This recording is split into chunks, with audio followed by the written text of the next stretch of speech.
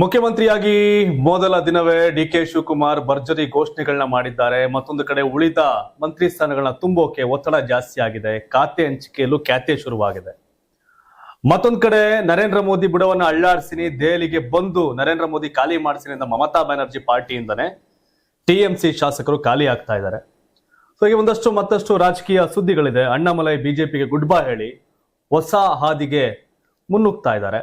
ಈ ಎಲ್ಲಾ ಸುದ್ದಿಗಳು ಇವತ್ತಿನ ಪ್ರೈಮ್ ಟೈಮ್ ನ್ಯೂಸ್ ಅಲ್ಲಿ ಇದೆ. ಕಡೆವರೆಗೂ ಈ ಸುದ್ದಿಯನ್ನ ಎಲ್ಲರೂ ನೋಡಿ. ಎಲ್ರಿಗೂ ಸ್ವಾಗತ. ನಾನು ಶಿವಕುಮಾರ್. ಅದಕ್ಕಿಂತ ಮುಂಚಿತವಾಗಿ ನೀವೇನು ಕರ್ನಾಟಕ ಟಿವಿನ ಸಬ್ಸ್ಕ್ರೈಬ್ ಆಗಿಲ್ಲ ಅಂದ್ರೆ ಈ ಕೂಡಲೇ ಯೂಟ್ಯೂಬ್ ಅಲ್ಲಿ ಸಬ್ಸ್ಕ್ರೈಬ್ ಆಗಿ ಬೆಲ್ ಐಕಾನ್ ಪ್ರೆಸ್ ಮಾಡಿ. ಫೇಸ್ಬುಕ್ ಅಲ್ಲಿ ನೋಡ್ತಿರೋ ಫಾಲೋ ಮಾಡಿ. ಎಲ್ರಿಗೂ ಸ್ವಾಗತ. ಮುಖ್ಯಮಂತ್ರಿಯಾಗಿ ಅಧಿಕಾರ ಸ್ವೀಕರಿಸಿದ ಬೆನ್ನಲ್ಲೇ ಡಿ.ಕೆ. ಶಿವಕುಮಾರ್ ಆಡಳಿತ ಯಂತ್ರಕ್ಕೆ ಚುರುಕು ಮುಟ್ಟಿಸಿದ್ದಾರೆ. ವಿಧಾನಸೌಧದಲ್ಲಿ ಗುರುವಾರ ರಾಜ್ಯದ ಹಿರಿಯ ಐಎಎಸ್ ಮತ್ತು ಐಪಿಎಸ್ ಅಧಿಕಾರಿಗಳ ಮಹತ್ವದ ಜಂಟಿ ಸಭೆ ನಡೆಸಿದ ಅವರು ಮೊದಲ ಸಚಿವ ಸಂಪುಟ ಸಭೆಯಲ್ಲಿ ಒಪ್ಪಿಗೆ ಪಡೆದಿರುವ ವಿದ್ಯಾರ್ಥಿಗಳಿಗೆ ಉಚಿತ ಬಸ್ ಪಾಸ್, ಬೆಂಗಳೂರಿನ ರಸ್ತೆ ಅಭಿವೃದ್ಧಿಗೆ 2,000 ಕೋಟಿ, ಯುವಕರಿಗೆ ಕೌಶಲ್ಯ ತರಬೇತಿ ಮತ್ತು ಉದ್ಯೋಗ, ಭಾರತ್ ಜೋಡೋ ಯುವಕರ ಸಂಘ ಸ್ಥಾಪನೆ, 3 ಅಂತಸ್ತಿನ ಮನೆಗಳಿಗೆ ಓಸಿ ವಿನಾಯಿತಿ, ಬಿ ಖಾತೆಯಿಂದ ಎ ಖಾತೆಗೆ ಪರಿವರ್ತನೆ ಸೇರಿದಂತೆ ಈ ಎಲ್ಲ 6 ಪ್ರಮುಖ ಯೋಜನೆಗಳನ್ನ ತಕ್ಷಣವೇ ಜಾರಿಗೆ ತರುವಂತೆ ಖಡಕ್ ಸೂಚನೆ ನೀಡಿದ್ದಾರೆ. ಸರ್ಕಾರದ ಸುಗಮ ಆಡಳಿತಕ್ಕೆ ಅಧಿಕಾರಿಗಳೇ ಬೆನ್ನೆಲುಬು ಎಂದಿರತಕ್ಕಂಥ ಸಿಎಂ ಯಾವುದೇ ಕಾರಣಕ್ಕೂ ಆಡಳಿತ ಹಾದಿ ತಪ್ಪಲು ಬಿಡೋದಿಲ್ಲ ಅಂತ ಎಚ್ಚರಿಸಿದ್ದಾರೆ. ಇದಕ್ಕೆ ತಕ್ಷಣವೇ ಬ್ರೇಕ್ ಹಾಕಿ ಆಡಳಿತದಲ್ಲಿ ಭ್ರಷ್ಟಾಚಾರಕ್ಕೆ ಕಡಿವಾಣ ಹಾಕಬೇಕು ಅಂತ ಗುಡುಗಿದ್ದಾರೆ. ಪ್ರತಿಯೊಬ್ಬ ಅಧಿಕಾರಿಯೂ ನಿಮ್ಮ ಆತ್ಮಸಾಕ್ಷಿ ಒಪ್ಪುವ ಹಾಗೆ ಪ್ರಾಮಾಣಿಕವಾಗಿ ಕೆಲಸ ಮಾಡಬೇಕು. ಸಾರ್ವಜನಿಕರ ಕಷ್ಟಗಳಿಗೆ ತಕ್ಷಣ ಸ್ಪಂದಿಸಿ ಸರ್ಕಾರದ ಯೋಜನೆಗಳನ್ನ ಸಮರ್ಥವಾಗಿ ಜನರಿಗೆ ತಲುಪಿಸಬೇಕು. ಅಭಿವೃದ್ಧಿಯ ಹಾದಿಗೆ ಮೆಟ್ಟಿಲಾಗಿ ಜನ ಮೆಚ್ಚುವಂತೆ ಕೆಲಸ ಮಾಡುವ ಮೂಲಕ ಸರ್ಕಾರಕ್ಕೂ ಒಳ್ಳೆಯ ಹೆಸರು ತನ್ನಿ, ನೀವು ಉತ್ತಮ ಹೆಸರು ಗಳಿಸಿ ಅಂತ ಕರೆ ನೀಡಿದ್ದಾರೆ. ಜೊತೆಗೆ ರಾಜ್ಯದಲ್ಲಿ ಭಾರತೀಯ ಚುನಾವಣಾ ಆಯೋಗದಿಂದ SIR ಪ್ರಕ್ರಿಯೆ ನಡೀತಿದ್ದು, ಈ ಸಂದರ್ಭದಲ್ಲಿ ಯಾವುದೇ ಪ್ರಜೆಯು ತನ್ನ ಅತ್ಯಮೂಲ್ಯವಾದ ಮತದಾನದ ಹಕ್ಕನ್ನ ಕಳೆದುಕೊಳ್ಳಬಾರದು ಅಂತ ಮುಖ್ಯಮಂತ್ರಿ ಡಿ.ಕೆ. ಶಿವಕುಮಾರ್ ಅಧಿಕಾರಿಗಳಿಗೆ ಕಟ್ಟುನಿಟ್ಟಿನ ಸೂಚನೆ ಕೊಟ್ಟಿದ್ದಾರೆ. ಡಿ.ಕೆ. ಶಿವಕುಮಾರ್ ಲಕ್ಕಿ ನಂಬರ್ 6, ಹಾಗಾಗಿ 6 ಗ್ಯಾರಂಟಿ ಹೊಸ ಕೊಟ್ಟಿದ್ದಾರೆ. ಸಿದ್ದರಾಮಯ್ಯನವ್ರ ಗ್ಯಾರಂಟಿ ಅದನ್ನ ಮುಂದುವರಿಸೋದ್ರ ಜೊತೆಗೆ ಡಿ.ಕೆ. ಶಿವಕುಮಾರ್ ತಮ್ಮ ಲಕ್ಕಿ ನಂಬರ್ 6 ಗ್ಯಾರಂಟಿಗಳನ್ನ ಕೊಟ್ಟಿದ್ದಾರೆ. ಅಂಡ್ ಭ್ರಷ್ಟಾಚಾರ ಮುಕ್ತವಾಗಿ ಇರಬೇಕು, ಜನಗಳಿಗೆ ಸ್ಪಂದಿಸಬೇಕು ಅಂತ ಹೇಳಿದ್ದಾರೆ. ಗ್ರೇಟ್. ರಾಜ್ಯದಲ್ಲಿ 40% 50% ಕಿಳಿ ಸಾಕಾಗೋಗಿತ್ತು. ಅದರಲ್ಲೂ ಸಿಎಂ ಡಿ.ಕೆ. ಶಿವಕುಮಾರ್ ಭ್ರಷ್ಟಾಚಾರ ರಹಿತ ಆಡಳಿತ ಕೊಡಬೇಕು ಅಂತ ಹೇಳಿರೋದು ಒಂದ್ ರೀತಿಯ ಖುಷಿ ವಿಷಯ. ಬಟ್ ಇದು ಜಾರಿ ಆಗುತ್ತಾ, ಅಧಿಕಾರಿಗಳ ಮಾತು ಕೇಳ್ತಾರ ಅಂತ ನೋಡ್ಬೇಕು. ಬಟ್ ಡಿ.ಕೆ. ಶಿವಕುಮಾರ್ ಮಾತನ್ನ ಕೇಳಿಸುವ ಶಕ್ತಿ ಇದೆ. ಹಾಗಾಗಿ ಅದೆಷ್ಟು ಮಟ್ಟಿಗೆ ಸಾಧ್ಯ ಆಗುತ್ತೆ ಅನ್ನೋದು ಒಂದಷ್ಟು ಪ್ರಶ್ನೆ. ಈಗ ನೀವೆಲ್ಲ ನೋಡ್ತಿದ್ದೀರಿ ಅನ್ಸುತ್ತೆ. ಭ್ರಷ್ಟಾಚಾರ ರಹಿತ ಆಡಳಿತ ಕೊಡ್ಲಿಕ್ಕೆ ಸಾಧ್ಯ ಇದೆಯಾ ಡಿ.ಕೆ. ಶಿವಕುಮಾರ್ ಅವ್ರಿಗೆ? ಡಿ.ಕೆ. ಶಿವಕುಮಾರ್ ಮಾತ್ರ ಅಧಿಕಾರಿಗಳು ಕೇಳ್ತಾರ? ನಿಮ್ಮ ಒಪಿನಿಯನ್ನ ಕಾಮೆಂಟ್ ಮಾಡಿ ತಿಳಿಸ್ಬೋದು. ನೆಕ್ಸ್ಟ್, ನೂತನ ಕಾಂಗ್ರೆಸ್ ಸರ್ಕಾರದ ಮೊದಲ ಕ್ಯಾಬಿನೆಟ್ ಸಭೆ ಮುಗಿತಿದ್ದಂತೆ ಮುಖ್ಯಮಂತ್ರಿ ಡಿ.ಕೆ. ಶಿವಕುಮಾರ್ ಅವರಿಗೆ ಖಾತೆ ಹಂಚಿಕೆ ದೊಡ್ಡ ತಲೆನೋವು ಶುರುವಾಗಿದೆ. ಸಚಿವ ಸಂಪುಟ ರಚನೆಯ ಸಂಭ್ರಮದ ನಡುವೆಯೇ ಹಿರಿಯ ಸಚಿವ ರಾಮಲಿಂಗಾರೆಡ್ಡಿ ಅವರ ಅಸಮಾಧಾನ ಸರ್ಕಾರಕ್ಕೆ ಮೊದಲ ರಾಜಕೀಯ ಸವಾಲಾಗಿ ಪರಿಣಮಿಸಿದೆ. ಬೆಂಗಳೂರು ನಗರಾಭಿವೃದ್ಧಿ ಖಾತೆಯನ್ನು ತಮಗೆ ನೀಡಬೇಕು ಅಂತ ರಾಮಲಿಂಗಾರೆಡ್ಡಿ ಪಟ್ಟು ಹಿಡಿದಿದ್ದು, ಈ ಸಂಬಂಧ ಮುಖ್ಯಮಂತ್ರಿ ಡಿ.ಕೆ. ಶಿವಕುಮಾರ್ ಅವರೊಂದಿಗೆ ನಡೆಸಿದ ಮಾತುಕತೆ ಯಾವುದೇ ಫಲ ಕೊಟ್ಟಿಲ್ಲ ಎನ್ನಲಾಗ್ತಾ ಇದೆ. ಮೊದಲ ಕ್ಯಾಬಿನೆಟ್ ಸಭೆಯ ಬಳಿಕ ನಡೆದ ಸುದೀರ್ಘ ಚರ್ಚೆಯಲ್ಲಿ ಬೆಂಗಳೂರು ಅಭಿವೃದ್ಧಿ ಖಾತೆಯನ್ನ ಕೃಷ್ಣ ಬೈರೇಗೌಡ ಅವರಿಗೆ ನೀಡೋದಾಗಿ ಈಗಾಗಲೇ ಮಾತು ಕೊಟ್ಟಿದ್ದೇನೆ ಅಂತ ಸಿಎಂ ಸ್ಪಷ್ಟಪಡಿಸಿದ್ದಾರೆ ಎನ್ನಲಾಗ್ತಾ ಇದೆ. ಇದರಿಂದ ಅಸಮಾಧಾನಗೊಂಡ ರಾಮಲಿಂಗಾರೆಡ್ಡಿ ತಮಗೆ ಸಚಿವ ಸ್ಥಾನವೇ ಬೇಡ, ಸಾಮಾನ್ಯ ಶಾಸಕನಾಗಿಯೇ ಮುಂದುವರಿತೇನೆ ಅಂತ ಹೇಳಿ ಸಭೆಯಿಂದ ಹೊರನಡೆದಿದ್ದಾರೆ ಎಂಬ ಮಾಹಿತಿ ರಾಜಕೀಯ ವಲಯದಲ್ಲಿ ಭಾರಿ ಚರ್ಚೆ ಕಾಣುವಂತಿದೆ. ಈಗಾಗಲೇ ತಮ್ಮ ರಾಜೀನಾಮೆ ಪತ್ರವನ್ನ ಸಲ್ಲಿಸಿದ್ದೇನೆ, ಬೇಕಿದ್ರೆ ಅದನ್ನೇ ಬಳಸಿ ಅಂತ ಅವರು ಖಡಕ್ ಸಂದೇಶ ರವಾನಿಸಿದ್ದಾರೆ. ಇನ್ನೊಂದೆಡೆ ಕಂದಾಯ ಖಾತೆಗಾಗಿ ಕೃಷ್ಣ ಬೈರೇಗೌಡ ಸಹ ಬಿಗಿ ಪಟ್ಟು ಹಿಡಿದಿರೋದ್ರಿಂದ ಖಾತೆ ಹಂಚಿಕೆ ಕಸರತ್ತು ಮತ್ತಷ್ಟು ಸಂಕೀರ್ಣಗೊಂಡಿದೆ. ಹಿರಿಯ ನಾಯಕರ ಬೇಡಿಕೆಗಳ ನಡುವೆ ಸಮತೋಲನ ಸಾಧಿಸುವುದು ಸಿಎಂ ಡಿ.ಕೆ. ಶಿವಕುಮಾರ್ ಅವರಿಗೆ ದೊಡ್ಡ ಸವಾಲಾಗಿ ಕಾಣುತ್ತಿದೆ. ಪರಿಸ್ಥಿತಿ ಗಂಭೀರವಾಗ್ತಿದ್ದಂತೆ ಮುಖ್ಯಮಂತ್ರಿ ಡಿ.ಕೆ. ಶಿವಕುಮಾರ್ ಅವರು ನೇರವಾಗಿ ಮಾಜಿ ಮುಖ್ಯಮಂತ್ರಿ ಸಿದ್ದರಾಮಯ್ಯ ಅವರ ನಿವಾಸಕ್ಕೆ ಭೇಟಿ ಕೊಟ್ಟು ಮಹತ್ವದ ಸಮಾಲೋಚನೆ ನಡೆಸಿದ್ದಾರೆ. ಖಾತೆ ಹಂಚಿಕೆ ವಿವಾದ, ಹಿರಿಯ ನಾಯಕರ ಅಸಮಾಧಾನ ಹಾಗೂ ಸರ್ಕಾರದ ಆರಂಭಿಕ ಹಂತದಲ್ಲೇ ಉಂಟಾಗಿರತಕ್ಕಂಥ ರಾಜಕೀಯ ಬಿಕ್ಕಟ್ಟಿನ ಕುರಿತು ಉಭಯ ನಾಯಕರು ಚರ್ಚೆ ನಡೆಸಿದ್ದಾರೆ ಎಂದು ಮೂಲಗಳು ತಿಳಿಸಿದೆ. ಕೃಷ್ಣ ಬೈರೇಗೌಡ ಕಂದಾಯ ಮಂತ್ರಿಯಾಗಿ ಯಶಸ್ವಿ ಮಂತ್ರಿಯಾಗಿ ಗುರುತಿಸಿಕೊಂಡಿದ್ರು. ಬಹಳಷ್ಟು ರಿಫಾರ್ಮ್ ಸುಧಾರಣೆಗಳನ್ನ ಕಂದಾಯ ಮಂತ್ರಿಯಾಗಿ ತಂದಿದ್ರು. ಹಾಗಾಗಿ ಈ ಬೆಂಗಳೂರು ಉಸ್ತುವಾರಿ ಆ ಅವಕಾಶ ಸಿಕ್ಕಿದ್ರೆ ಬೆಂಗಳೂರನ್ನ ನೀಟಾಗಿ ಕಟ್ಟೋ ಕೆಪಾಸಿಟಿ ಕೃಷ್ಣ ಬೈರೇಗೌಡರಿಗಿದೆ ಅನ್ನೋ ನಂಬಿಕೆ ಡಿ.ಕೆ. ಶಿವಕುಮಾರ್ಗೆ. ಕೃಷ್ಣ ಬೈರೇಗೌಡ ಕರಪ್ಟ್ ಅಲ್ಲ, ಕೃಷ್ಣ ಬೈರೇಗೌಡ ಶಿಸ್ತು, ಕೃಷ್ಣ ಬೈರೇಗೌಡ ಒಂದು ರೀತಿ ಕಾರ್ಪೊರೇಟ್ ಟಚ್ ಇರೋ ಮನುಷ್ಯ. ಬೆಂಗಳೂರಿನ ನರನಾಡಿಯನ್ನ ಅರ್ಥ ಮಾಡ್ಕೊಂಡಿರ್ತಕ್ಕಂಥ ಈ ಜನರೇಷನ್ಗೆ ಬೇಕಾದಂತ ಎಲ್ಲಾ ಗುಣಗಳು ಕೃಷ್ಣ ಬೈರೇಗೌಡರಲ್ಲಿದೆ. ಹಾಗಾಗಿ ಕೃಷ್ಣ ಬೈರೇಗೌಡರಿಗೆ ಅವಕಾಶ ಕೂಡ ಕೊಟ್ಟಿದ್ರು. ಬಟ್ ರಾಮಲಿಂಗಾರೆಡ್ಡಿ ಅವ್ರಿಗೆ ಕಳೆದ ಬಾರಿ ಸಾರಿಗೆ ಇವರು ಫ್ರೀ ಬಸ್ ಬಿಟ್ಬಿಟ್ಟು ಅದಕ್ಕೆ ಬೇಕಾಗಿರೋ ದುಡ್ಡ ಸರ್ಕಾರದಿಂದ ತಗೊಂಡು ನಡ್ಸಕ್ ಮಂತ್ರಿ ಆಗ್ಬೇಕು ಅನ್ನೋ ಲೆಕ್ಕಾಚಾರ ರಾಮಲಿಂಗಾರೆಡ್ಡಿ MLA ಆದಾಗ್ಲೇ ಇವರು MLA ಯಾರು ಡಿ ಕೆ ಶಿವಕುಮಾರ್ ಆಗ್ಲೇ CM ಆಗವ್ರೆ. ತನ್ನ ಸರಿಸಮನಾದ ಅದೇ ಟೈಮ್ಗಾದಂತ ವ್ಯಕ್ತಿಗ CM ನನಗೆ ಇದು ಯಾವುದೋ ಬೇಡವಾದಲ್ಲ ಯಾಕೆ ಕೊಡ್ತೀನಿ ಅನ್ನೋ ಲೆಕ್ಕಾಚಾರ ಅವ್ರದ್ದು. ಬಟ್ ಸಮಾಧಾನ ಮಾಡ್ತಾರ ಅವ್ರನ್ನ ರಾಮಲಿಂಗಾರೆಡ್ಡಿ ಅವ್ರನ್ನ ಅಂತ ಅನ್ಸುತ್ತೆ. ಸಹಜ, ಖಾತೆಗಾಗಿ ಖ್ಯಾತೆಗಳು ಸಹಜ ಎಲ್ಲಾ ಸರ್ಕಾರದ, ನಾಟ್ ಓನ್ಲಿ DK ಸಿದ್ದರಾಮಯ್ಯ ಅಂತಲ್ಲ, ಎಲ್ಲದರಲ್ಲೂ ಸಹಜ. ಹಿಂದೆ GT ದೇವೇಗೌಡರು ಉನ್ನತ ಶಿಕ್ಷಣ ಮಂತ್ರಿ ಆದಾಗ ನನಗೇನು ಗೊತ್ತಿಲ್ಲ ಇದ್ಯಾಕೆ ಮಾಡ್ರಿ ಅಂತ ಅವರು ಮಾತಾಡಿದ್ರು ಕುಮಾರಸ್ವಾಮಿ ಅವರಿಗೆ 18ರಿಂದ 19 ಅವಧಿಲಿ. It's common. ಆದ್ರೆ ಆ ಖಾತೆ ಬಗ್ಗೆ ಅರಿವಿದ್ದವರು, ಆ ಖಾತೆ ಏನೋ ಚೇಂಜಸ್ ಮಾಡೋ ತಾಕತ್ತಿದ್ದವ್ರಿಗೆ ಆ ಖಾತೆ ಕೊಟ್ಟರೆ ನಡೆಯುತ್ತೆ. ಆ ಖಾತೆ ಬಗ್ಗೆ ಒಲವಿಲ್ಲ, ನಿಲುವಿಲ್ಲ, ಗೊತ್ತಿಲ್ಲ ಅಂದ್ರೆ ಅವ್ರಿಗೆ ಆ ಖಾತೆ ಕೊಡೋದ್ರಲ್ಲಿ ಅರ್ಥನೇ ಇಲ್ಲ. ಮುಖ್ಯಮಂತ್ರಿ DK ಶಿವಕುಮಾರ್ ನೇತೃತ್ವದ ನೂತನ ಕಾಂಗ್ರೆಸ್ ಸರ್ಕಾರ ಅಸ್ತಿತ್ವಕ್ಕೆ ಬಂದ ಬೆನ್ನಲ್ಲೇ ಸಚಿವ ಸಂಪುಟ ವಿಸ್ತರಣೆಯ ಚಟುವಟಿಕೆಗಳು ವೇಗ ಪಡೆದುಕೊಂಡಿವೆ. ಮೊದಲ ಹಂತದಲ್ಲಿ ಮುಖ್ಯಮಂತ್ರಿ ಸೇರಿದಂತೆ 13 ಮಂದಿ ಸಚಿವರು ಪ್ರಮಾಣ ವಚನ ಸ್ವೀಕರಿಸಿದ್ದು, ಇದೀಗ 2ನೇ ಹಂತದ ಸಂಪುಟ ವಿಸ್ತರಣೆಯತ್ತ ಎಲ್ಲರ ಗಮನ ನೆಟ್ಟಿದೆ. ಮೊದಲ ಹಂತದಲ್ಲಿ ಉಪಮುಖ್ಯಮಂತ್ರಿ ಡಾಕ್ಟರ್ G ಪರಮೇಶ್ವರ್ ಸೇರಿದಂತೆ Priyank Kharge, MB Patil, Sharanprakash Patil, Eshwar Khandre, doctor Yathindra Siddaramaiah, Ramalinga Reddy, Krishna Byregowda, KJ George, Byrathi Suresh ಸೇರಿದಂತೆ 13 ಹಿರಿಯ ನಾಯಕರು ಸಚಿವರಾಗಿ ಪ್ರಮಾಣ ವಚನ ಸ್ವೀಕರಿಸಿದ್ದಾರೆ. ಆದರೆ ಸಚಿವ ಸ್ಥಾನ ನಿರೀಕ್ಷೆಯಲ್ಲಿದ್ದ ಹಲವಾರು ಶಾಸಕರಿಗೆ ಮೊದಲ ಪಟ್ಟಿಯಲ್ಲಿ ಅವಕಾಶ ಸಿಗದ ಕಾರಣ ಅಸಮಾಧಾನವು ವ್ಯಕ್ತವಾಗ್ತಾ ಇದೆ. ಈ ನಡುವೆ ಜೂನ್ 10ರಂದು 2ನೇ ಹಂತದ ಸಚಿವ ಸಂಪುಟ ವಿಸ್ತರಣೆ ನಡೆಯುವ ಸಾಧ್ಯತೆ ಇದ್ದು, ಕಾಂಗ್ರೆಸ್ ಪಾಳಯದಲ್ಲಿ ರಾಜಕೀಯ ಚಟುವಟಿಕೆಗಳು ಗರಿಗೆದರಿವೆ. ರಾಜ್ಯದ ಸಚಿವ ಸಂಪುಟದಲ್ಲಿ ಮುಖ್ಯಮಂತ್ರಿ ಸೇರಿದಂತೆ ಒಟ್ಟು 34 ಸ್ಥಾನಗಳಿಗೆ ಅವಕಾಶ ಇದೆ. ಮೊದಲ ಹಂತದಲ್ಲಿ 13 ಸ್ಥಾನಗಳು ಭರ್ತಿಯಾಗಿರುವ ಹಿನ್ನೆಲೆ ಇನ್ನೂ 20 ಸ್ಥಾನಗಳು ಖಾಲಿ ಉಳಿದಿವೆ. ಮಹಿಳಾ ಕೋಟಾದಡಿ ಮಾಜಿ ಸಚಿವ ಲಕ್ಷ್ಮೀ ಹೆಬ್ಬಾಳ್ಕರ್ ಮತ್ತೆ ಸಚಿವ ಸ್ಥಾನಕ್ಕಾಗಿ ಪ್ರಯತ್ನ ನಡೆಸಿದ್ದಾರೆ ಎಂದು ಮಾಧ್ಯಮದವರೊಂದಿಗೆ ಮಾತನಾಡಿದ ಲಕ್ಷ್ಮೀ ಹೆಬ್ಬಾಳ್ಕರ್ 2ನೇ ಪಟ್ಟಿಯಲ್ಲಿ ನನ್ನ ಹೆಸರು ಬರುತ್ತೆ ಅಂತ ವಿಶ್ವಾಸ ವ್ಯಕ್ತಪಡಿಸಿದ್ದಾರೆ. ಮೊದಲ ಪಟ್ಟಿಯಲ್ಲಿ ಅವಕಾಶ ವಂಚಿತರಾದ ಸಂತೋಷ್ ಲಾಡ್, ಜಮೀರ್ ಅಹಮದ್ ಖಾನ್ ಸೇರಿದಂತೆ ಹಲವು ಹಿರಿಯ ನಾಯಕರು ಕೂಡ 2ನೇ ಪಟ್ಟಿಯ ನಿರೀಕ್ಷೆಯಲ್ಲಿದ್ದಾರೆ. ಮಹಿಳೆ ಕೊಡ್ಬೇಕು ಅವಕಾಶ, 33% ಮೀಸಲಾತಿ ತರಬೇಕು ಅಂತ ಅವ್ರು BJP ಅವ್ರ ಮೇಲೆ. ಹಂಗ್ ನೋಡಿದ್ರೆ ಇವ್ರು 10 ಜನ ಮಹಿಳಾ ಮಂತ್ರಿಗಳು ಮಾಡ್ಬೇಕು. ನೆಕ್ಸ್ಟ್ ಒಬ್ಬ ಮಹಿಳೆಗೆ ಅವಕಾಶ ಕೊಟ್ಟಿಲ್ವಲ್ಲ, ಸರಿ ಇಲ್ಲ ಇದು. ಅಂಡ್ 2ನೇದು ಚಲರಾಯ ಸ್ವಾಮಿ, ಸಂತೋಷ್ ಲಾಡು, ಜಮೀರ್ ಅಹಮದ್ ಖಾನ್ ನಿರೀಕ್ಷೆ. ಬಿಕಾಸ್ ಆಫ್ ಅವ್ರಿಗಿಂತ ಪವರ್ಫುಲ್ ಇದ್ದವರು ಮಂತ್ರಿ ಆಗ್ಬಿಟ್ಟವ್ರು ಈಗಾಗಲೇ ರಿಪೀಟ್ ಅಲ್ಲಿ. ಹಾಗಾಗಿ ತುಂಬಾ ಇನ್ಫ್ಲೂಯೆನ್ಸ್. ಜಮೀರ್ ಅಹಮದ್ ಖಾನ್ ಬಿಟ್ಬಿಟ್ಟು ಸರ್ಕಾರ ನಡ್ಸಕ್ಕಾಗತ್ತಲ್ಲ, ಯಾಕಂದ್ರೆ ಜಮೀರ್ ಅಹಮದ್ ಖಾನ್ ಮುಸ್ಲಿಂ ಸಮುದಾಯದ ಪ್ರಬಲ ನಾಯಕ. ಸಂತೋಷ್ ಲಾಡ್ ಬೆಳಗ್ಗೆ ನರೇಂದ್ರ ಮೋದಿಯನ್ನ ಹಿಗ್ಗಾಮುಗ್ಗ ಬೈಯುವಂತ, ಜಾಡ್ಸುವಂತ ವ್ಯಕ್ತಿ ಸಂತೋಷ್ ಲಾಡ್. ಕಾಂಗ್ರೆಸ್ ಅಂತವ್ರಿಗೆ ಅವಕಾಶ ಆಗ್ಬೇಕು. ಸಂತೋಷ್ ಲಾಡ್ ಕ್ರಿಯೇಟಿವ್ ಪರ್ಸನ್, ಅವ್ರಿಗೆ ಅವಕಾಶ ಆಗ್ಬೇಕು. ಚಲುವರಾಯಸ್ವಾಮಿ ಕೃಷಿ ಮಂತ್ರಿಯಾಗಿ ಕೇಂದ್ರ ಸರ್ಕಾರ ಕೊಟ್ಟಂತ ಅನುದಾನವನ್ನ ಸಮರ್ಪಕವಾಗಿ ಬಳಸಿ ಮತ್ತೆ ಅನುದಾನ ತಂದು ಕೆಲಸ ಮಾಡುವಂತ ವ್ಯಕ್ತಿ ಚಲುವರಾಯಸ್ವಾಮಿ. ಸೊ ಹಾಗಾಗಿ ವ್ಯಕ್ತಿಗತವಾಗಿ ಕೆಲಸದ ಆಧಾರದ ಮೇಲೆ ಕೊಟ್ಟಿದ್ರೆ ಇಲ್ಲಿ ಕೊಡೋರು 50% ಕೊಡಂಗಿರಲ್ಲ, ಚೇಂಜ್ ಮಾಡಬೇಕಾಗಿತ್ತು. DK ಸರ್ಕಾರ ಅವ್ರಿಗೆ ಏನ್ ಬೇಕು ಅಂತ ಹೈಕಮಾಂಡ್ ಇಲ್ಲಿ 3 ಡಿವೈಡ್, ಹೈಕಮಾಂಡ್, ಸಿದ್ದರಾಮಯ್ಯ, DK, ಈ 3 ಜನರು ಒಂದಾಗಿ ಕ್ಯಾಬಿನೆಟ್ ಮಾಡೋದಿದೆಯಲ್ಲ, ಅದೊಂದು ಸ್ವಲ್ಪ ಟಫ್ ಟಾಸ್ಕೆ. ತಮ್ಮ ಆಪ್ತ ಹ್ಯಾರಿಸ್ಗೆ ಇನ್ನು ಮಂತ್ರಿಗಿರಿ ಮಾಡೋಕ್ಕಾಗ್ಲಿಲ್ಲ DK ಅವ್ರಿಗೆ, ಮಾಗಡಿ ಬಾಲಕೃಷ್ಣ ಅವ್ರಿಗೆ ಮಂತ್ರಿ ಮಾಡೋಕ್ಕಾಗ್ಲಿಲ್ಲ.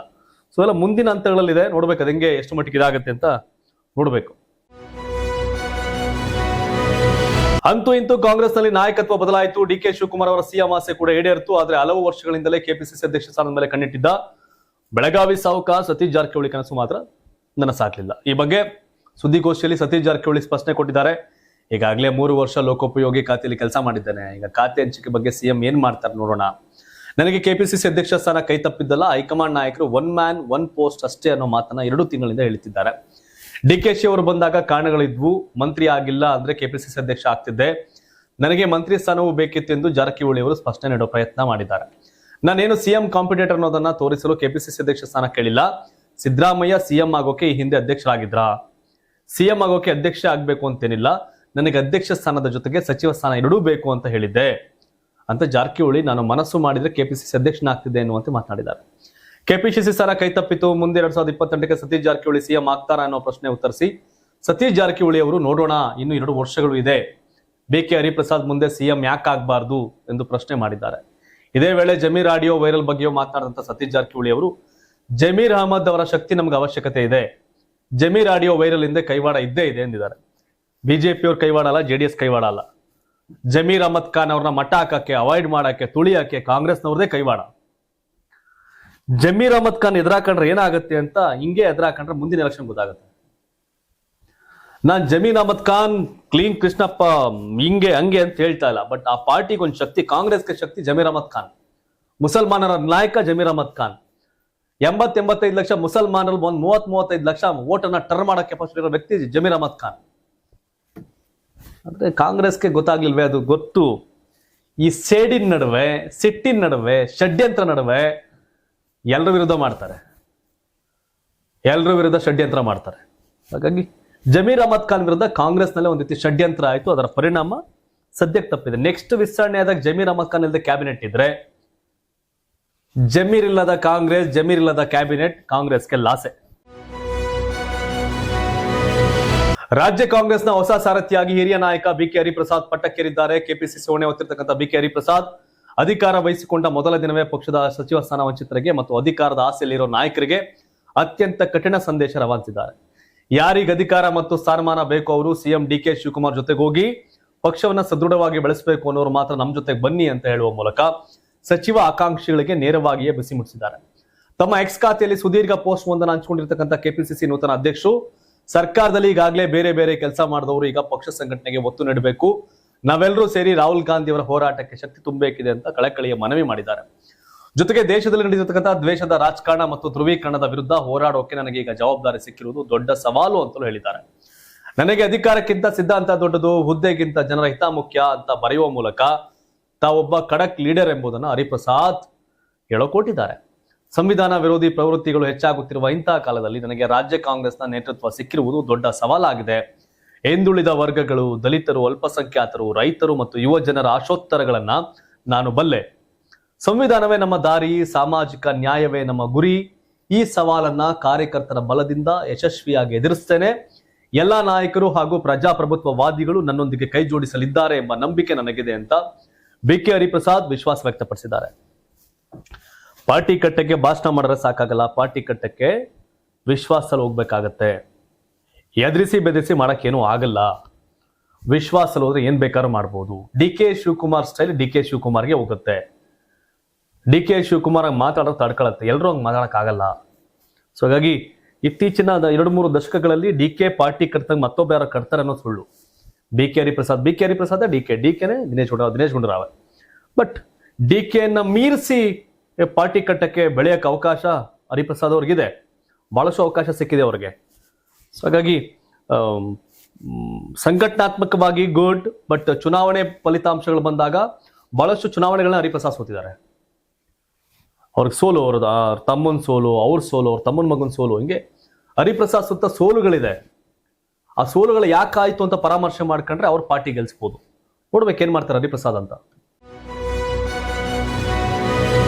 ರಾಜ್ಯಸಭಾ ಚುನಾವಣೆಯ ರಣಕಣ ಈಗ ಭಾರಿ ರಂಗೇರಿದ್ದು ಕಾಂಗ್ರೆಸ್ ಪಾಳಯದಲ್ಲಿ ಅಭ್ಯರ್ಥಿಗಳ ಆಯ್ಕೆಯ ಬಿಗ್ ಸಸ್ಪೆನ್ಸ್ ಕೊನೆಗೂ ಮುಕ್ತಾಯದ ಹಂತಕ್ಕೆ ಬಂದಿದೆ.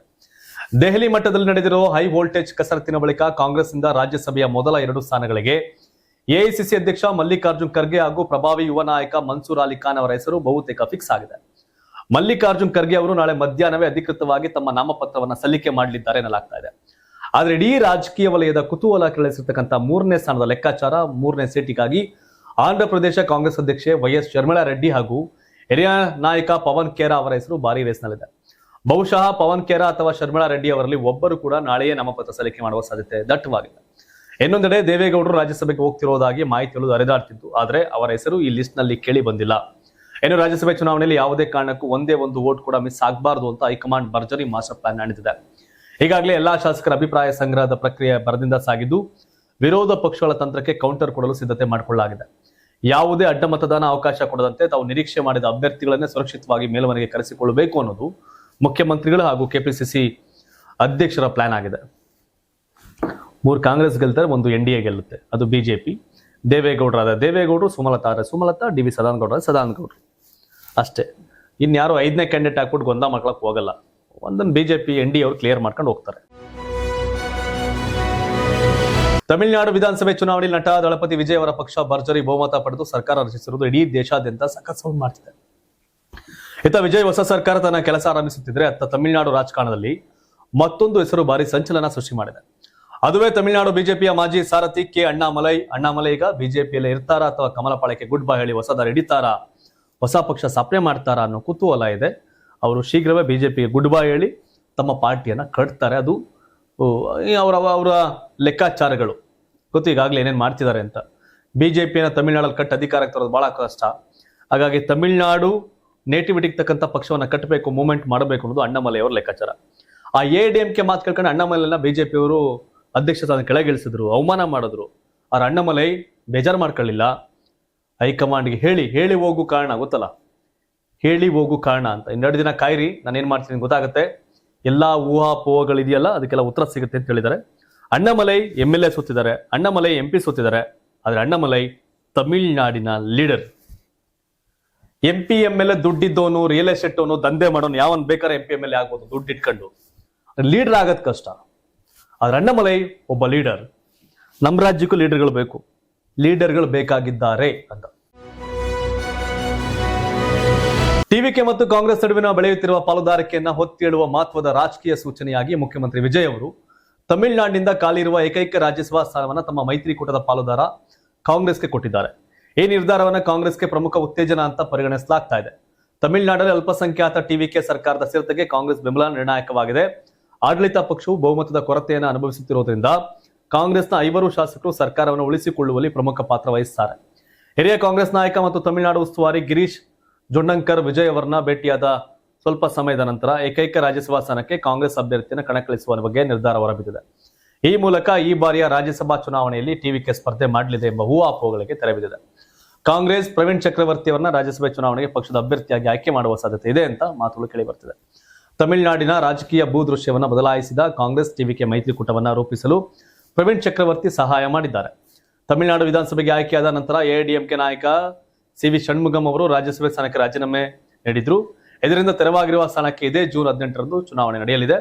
ವಿಜಯ್ ಅವರ ನಿರ್ಧಾರವನ್ನು ಕಾಂಗ್ರೆಸ್ ನಾಯಕರು ಸ್ವಾಗತಿಸಿದ್ದು ಇದನ್ನ ಉದಾರ ಮತ್ತು ರಾಜಕೀಯವಾಗಿ ಮಹತ್ವದ ನಡೆ ಅಂತ ಬಣ್ಣಿಸಿದ್ದಾರೆ. ವಿಜಯ್ ಸರ್ಕಾರ ಉಳಿಸ್ಕೋಬೇಕು, ಹಾಗಾಗಿ ಏನೇನ್ ಬೇಕು ಅವೆಲ್ಲ ಮಾಡ್ತಾವ್ರೆ. ವಿಜಯ್ ಹೀರೋ ಸಿನಿಮಾದಲ್ಲಿ, ಪೊಲಿಟಿಕಲ್ ಕೂಡ ಹೀರೋ, ಎರಡೂ ರಂಗದ ಹೀರೋ ಇದೆಯಲ್ಲ, ಆಗದ್ ಕಷ್ಟ. ಬಟ್ ವಿಜಯ್ ಆದ್ರು ಗ್ರೇಟ್. ಪಶ್ಚಿಮ ಬಂಗಾಳ ರಾಜಕಾರಣದಲ್ಲಿ ಇತಿಹಾಸದ ಪುಟಗಳಲ್ಲಿ ದಾಖಲಾಗುವಂತಹ ಅತ್ಯಂತ ಭೀಕರ, ಕೆಟ್ಟ ರಾಜಕೀಯ ಹೈಡ್ರಾಮಾ ಒಂದು ನಡೆಯುತ್ತೆ. ಇಡೀ ದೇಶದ ದಬ್ಬಾಳಿಕೆಯ ನಾಯಕಿ ಅಂತ ಕರೆಯುವ, ದುರ್ಗೆ ಅಂತ ಕರೆಯುವ ಮಮತಾ ಬ್ಯಾನರ್ಜಿ ಅವರ ಕೋಟೆಗೆ ಈಗ ಅವರದ್ದೇ ಶಿಷ್ಯ ಭಿಕ್ಷಾ ಕೊಟ್ಟಿದ್ದಾರೆ. ತೃಣಮೂಲ ಕಾಂಗ್ರೆಸ್ ಪಕ್ಷದ ಬಂಡಾಯ ನಾಯಕ ರಿತಬ್ರತ ಬ್ಯಾನರ್ಜಿ ಅವರು ಬರೋಬ್ಬರಿ 58 ಶಾಸಕರ ಸೈನ್ಯದೊಂದಿಗೆ ವಿಧಾನಸಭೆಗೆ ಎಂಟ್ರಿ ಕೊಟ್ಟಿದ್ದಾರೆ. ಇದರೊಂದಿಗೆ 1998ರ ಜನವರಿ 1ರಂದು ಮಮತಾ ಬ್ಯಾನರ್ಜಿ ಅವರು ಕಟ್ಟಿ ಬೆಳೆಸಿದ್ದ 28 ವರ್ಷಗಳ ಇತಿಹಾಸ ಇರೋ TMC ಪಕ್ಷ ಈಗ ಅಧಿಕೃತವಾಗಿ ಭಾಗವಾಗಿದೆ.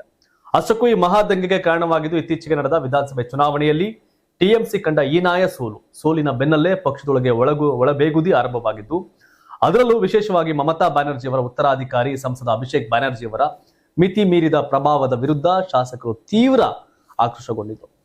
ಇದೇ ಹೊತ್ತಲ್ಲಿ ದೆಹಲಿಯಲ್ಲಿ ಬಿಜೆಪಿ ನಾಯಕ ಹಾಗೂ ಪಶ್ಚಿಮ ಬಂಗಾಳದ ಹಾಲಿ CM ಸುವೇಂದು ಅಧಿಕಾರಿ ಮತ್ತು ರಿತಬ್ರತ ಬ್ಯಾನರ್ಜಿ ಅವರ ನಡುವಿನ ನಡೆದ ಒಂದು ಆಕಸ್ಮಿಕ ಭೇಟಿ ಇಡೀ ಗೇಮ್ ಅನ್ನೇ ಚೇಂಜ್ ಮಾಡಿತು.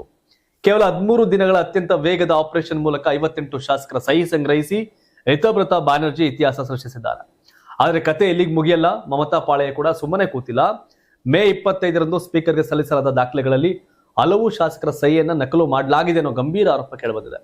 ಇದರ ಬೆನ್ನಲ್ಲೇ ಮೇ 27ರಂದು ಈ ನಕಲಿ ಸಹಿ ಹಗರಣದ ವಿರುದ್ಧ ರಿತಬ್ರತ ಬ್ಯಾನರ್ಜಿ ಮತ್ತು ಸಂದೀಪನ್ ಸಹ ದೂರು ದಾಖಲಿಸಿದ್ದು, ಖುದ್ದು CM ಸುವೇಂದು ಅಧಿಕಾರಿ ಅವರೇ ಪತ್ರಿಕಾಗೋಷ್ಠಿಯಲ್ಲಿ ಈ ವಿಷಯವನ್ನ ಬಹಿರಂಗಪಡಿಸಿದ್ದಾರೆ. ಮಮತಾ ಬ್ಯಾನರ್ಜಿ ಕಮ್ಯುನಿಸ್ಟ್ ಕೋಟೆಯನ್ನ ಕೆಡವಿ ಅಧಿಕಾರದ ನಡೆಸೋರು 15 ವರ್ಷ. ಮಮತಾ ಕೋಟೆಯನ್ನ ಕೆಡವಿ ಬಿಜೆಪಿ ಅಧಿಕಾರಕ್ಕೆ ಬಂದವರು ಅದೇ ಸುವೇಂದು ಅಧಿಕಾರಿ, ಹಳೆ TMC ನಾಯಕ. ನಮ್ಮ ನಡವಳಿಕೆ, ನಾವು ನಾಯಕರ ಜೊತೆ ನಡ್ಕೊಳ್ಳೋ ರೀತಿ, ಕಾರ್ಯಕರ್ತರ ಜೊತೆ ನಡ್ಕೊಳ್ಳೋ ರೀತಿ, ಶಾಸಕರ ಜೊತೆ ನಡ್ಕೊಳ್ಳೋ ರೀತಿ, ಫ್ಯಾಮಿಲಿ ಪಾಲಿಟಿಕ್ಸ್ ಎಂಟ್ರಿ ಆದ್ರೆ ಹೆಂಗ್ ಹೊಡ್ತಾ ತಿನ್ನುತ್ತೆ ಅಂತ. ಇದು JDU ಹಿಂಗಾಗ್ಲಿಲ್ಲ. JDU ಒಬ್ಬ ನಾಯಕ ಮೇಲೆ ನಿತೀಶ್ ಕುಮಾರ್ ಇದ್ರು, ಅಗ್ರಿ. ಆದ್ರೆ TMC ಮಮತಾ ಬ್ಯಾನರ್ಜಿ ಗಟ್ಟಿಯಾಗಿರ್ಬೇಕಾರೆ, ಬದುಕಿರ್ಬೇಕಾದ್ರೆ ಆಕೆಗೆ ಇಷ್ಟೊಂದು ಅವಮಾನ ಆಗತ್ತಲ್ಲ. ಈ ಅಳಿಯನ್ ಮೇಲಿನ ಪ್ರೀತಿ ಪಾರ್ಟಿ ಹಾಳಾಯ್ತು ಅಂತ ಕಾಣುತ್ತಿಲ್ಲ. ಕೇರಳದಲ್ಲಿ ಅಧಿಕಾರ ಬದಲಾವಣೆಯಾದ ಬೆನ್ನಲ್ಲೇ ರಾಜ್ಯದ ಆರ್ಥಿಕ ಸ್ಥಿತಿ ಕುರಿತ ರಾಜಕೀಯ ವಾಕ್ಸಮರ ತೀವ್ರಗೊಂಡಿದೆ. ಮುಖ್ಯಮಂತ್ರಿ VD ಸತೀಶನ್ ಅವರು ಹಿಂದಿನ LDF ಸರ್ಕಾರದ ವಿರುದ್ಧ ಗಂಭೀರ ಆರೋಪಗಳನ್ನು ಮಾಡಿದ್ದು, ರಾಜ್ಯದ ಖಜಾನೆ ಭಾರೀ ಸಾಲದ ಹೊರೆ ಹೊತ್ತಿದೆ ಎಂದು ತಿಳಿಸಿದ್ದಾರೆ. ವಿಧಾನಸಭೆಯಲ್ಲಿ ರಾಜ್ಯಪಾಲರ ಭಾಷಣಕ್ಕೆ ಧನ್ಯವಾದ ಅರ್ಪಿಸುವ ವೇಳೆ ಮಾತನಾಡಿದ ಸತೀಶನ್, ಹಿಂದಿನ ಸರ್ಕಾರ ರಾಜ್ಯಕ್ಕೆ ಸುಮಾರು 5,07,000 ಕೋಟಿ ಸಾಲದ ಹೊರೆ ಬಿಟ್ಟು ಹೋಗಿದೆ ಅಂತ ಆರೋಪಿಸಿದ್ರು. ಸಾಮಾಜಿಕ ಜಾಲತಾಣಗಳಲ್ಲಿ ಹರಿದಾಡುವಂತೆ ಖಜಾನೆಯಲ್ಲಿ 6,000 ಕೋಟಿ ಹಣ ಲಭ್ಯವಿದೆ ಎಂಬುದು ಸತ್ಯವಲ್ಲ, ಜನರನ್ನ ದಾರಿ ತಪ್ಪಿಸುವ ಉದ್ದೇಶದಿಂದ ಹರಡಲಾದ ಸುಳ್ಳು ಪ್ರಚಾರ ಅಂತ ಅವರು ಟೀಕಿಸಿದರು. ರಾಜ್ಯದ ವಿವಿಧ ಸಂಸ್ಥೆಗಳ ಮೇಲೂ ಸಾವಿರಾರು ಕೋಟಿ ರೂಪಾಯಿ ಸಾಲದ ಹೊರೆ ಉಳಿದಿದೆ ಅಂತ ಸತೀಶನ್ ವಿವರಿಸಿದರು. ಕೇರಳ ಮೂಲಸೌಕರ್ಯ ಹೂಡಿಕೆ ನಿಧಿ ಮಂಡಳಿ ಮೇಲೆ ಸುಮಾರು 56,000 ಕೋಟಿ ಸಾಲ ಮರುಪಾವತಿ ಬಾಕಿ ಇದ್ದು, ಕೇರಳ ಆಹಾರ ಮತ್ತು ನಾಗರಿಕ ಸರಬರಾಜು ನಿಗಮ ಸೆಪ್ಲೆಕೋ ಮೇಲೂ 2,000 ಕೋಟಿ ಸಾಲವಿದೆ ಅಂತ ಹೇಳಿದರು. ಇದರ ಜೊತೆಗೆ ಸರ್ಕಾರಿ ನೌಕರರು ಮತ್ತು ಪಿಂಚಣಿದಾರರಿಗೆ ನೀಡಬೇಕಿರುವ ಡಿಎ ಮತ್ತು ಡಿಆರ್ ಬಾಕಿಗಳು ಕೂಡ ಸಾವಿರಾರು ಕೋಟಿ ರೂಪಾಯಿಗಳಷ್ಟಿದೆ ಅಂತ ಆರೋಪಿಸಿದರು. ತಾವು ವಿರೋಧ ಪಕ್ಷದ ನಾಯಕರಾಗಿದ್ದಾಗಲೇ ಅತಿಯಾದ ಸಾಲದ ಬಗ್ಗೆ ಹಲವು ಬಾರಿ ಎಚ್ಚರಿಸಿದ್ದೆ. ಈ ಅಂದಿನ LDF ಸರ್ಕಾರ ಗಮನ ಹರಿಸಿರಲಿಲ್ಲ. ಅದರ ಪರಿಣಾಮ ಇಂದು ರಾಜ್ಯದ ಆರ್ಥಿಕ ಪರಿಸ್ಥಿತಿ ಸಂಕಷ್ಟಕ್ಕೆ ಸಿಲುಕಿದೆ ಅಂತ ವಾಗ್ದಾಳಿ ನಡೆಸಿದರು. ಈ ವೇಳೆ ಮಾಜಿ ಮುಖ್ಯಮಂತ್ರಿ ಹಾಗೂ ಹಾಲಿ ವಿರೋಧ ಪಕ್ಷದ ನಾಯಕ ಪಿಣರಾಯಿ ವಿಜಯನ್ ಅವರನ್ನ ಪ್ರಶ್ನಿಸಿದ ಸತೀಶನ್, ರಾಜ್ಯದ ಆರ್ಥಿಕ ಪರಿಸ್ಥಿತಿ ಕುರಿತು ಶ್ವೇತಪತ್ರ ಮಂಡಿಸುವ ಮೊದಲು ನಿಜವಾದ ಅಂಕಿಅಂಶಗಳ ಪರಿಶೀಲನೆ ನಡೆದಿತ್ತೆ ಅಂತ ಪ್ರಶ್ನಿಸಿದರು. ನಮ್ಮ ದೇಶದಲ್ಲಿ ಸಾಲ ಇಲ್ಲದ ರಾಜ್ಯ ಇಲ್ಲ. ಸೆಂಟ್ರಲ್ ಗವರ್ಮೆಂಟ್ ಇಂದ ಸ್ಟೇಟ್ ಗವರ್ಮೆಂಟ್ ವರೆಗೂ ಸಾಲ. ರಾಜ್ಯವನ್ನ ಲಾಭಕ್ಕೆ ತರಬೇಕು ಅಂತ ಯಾರು ನಡೆಸಲ್ಲ, ತಾವು ಲಾಭ ಮಾಡ್ಕೋಬೇಕು ಅಂತ ಸರ್ಕಾರ ನಡೆಸ್ತಾರೆ. ಓಟ್ ಹಾಕಕ್ ಲಾಭ ಆಗ್ಲಿ, ಜನ ಓಟ್ ಹಾಕ್ಲಿ ಅಂತ ಯೋಜನೆ ಕೊಡ್ತಾರೆ. ತಾವು ದುಡ್ಡು ಮಾಡ್ಕೊಳ್ಳೋಣ ಅಂತ 100 ಕೋಟಿ ಎಲ್ಲ ಅಮುಕ್ ಕಳಿಸಿ 40 ಕೋಟಿ ಕಮಿಷನ್ ಇಸ್ಕೊಂಡು ಸೆಟ್ಲ್ ಆಗ್ತಾವ್ರೆ. ಎಲ್ಲಾ ಕಡೆ ಹೋಗಿದೆ. ಇದಕ್ಕೆಲ್ಲ ಯಾವ್ದೋ ಈ ಕಾಕ್ರೋಚ್ ಅಂತ ಬರುತ್ತೆ, ಸರಿಯಾದ ಲೀಡರ್ಗಳು ನಿಂತ್ಕೊಂಡ್ರೆ ಕಾಕ್ರೋಚ್ ಕೋಟ್ ಹಾಕ್ಬೋದು ಎಲ್ಲಪ್ಪ. ಆದ್ರೆ ಕಾಕ್ರೋಚ್ ಅಂದ್ರೆ ಕಾಂಗ್ರೆಸ್ ಅವರು ಕಾಕ್ರೋಚ್ ಟಿ ಶರ್ಟ್ ಹಾಕಬಿಡ್ತಾರೆ. ಜನ ಹೆಂಗ್ ನಂಬ್ತಾರೆ? ಕಾಕ್ರೋಚ್ ಅವ್ರ ಪಾಡ್ಗೆ ಅವ್ರು ಬಿಡ್ಬೇಕಪ್ಪ. ನಾನು ಕಾಕ್ರೋಚ್ ಅಂತ ಕಾಂಗ್ರೆಸ್ ಅವ್ರು ಹಾಕತ್ತಾರೆ. ಕಾಂಗ್ರೆಸ್ ವೋಟು ಸ್ಪ್ಲಿಟ್, ಕಾಕ್ರೋಚ್ ನಡುವೆ ಸ್ಪ್ಲಿಟ್, ಮತ್ತೆ ಬಿಜೆಪಿ ಗೆಲ್ತದಪ್ಪ. ಇಲ್ಲ, ಎಲ್ಲ ಅಧಿಕೃತವಾಗಿ ಪಾರ್ಟಿಗೆ ರಾಜೀನಾಮೆ ಕೊಟ್ಟು ಕಾಂಗ್ರೆಸ್ ಪಾರ್ಟಿ ಸೇರ್ಕೋಬೇಕು.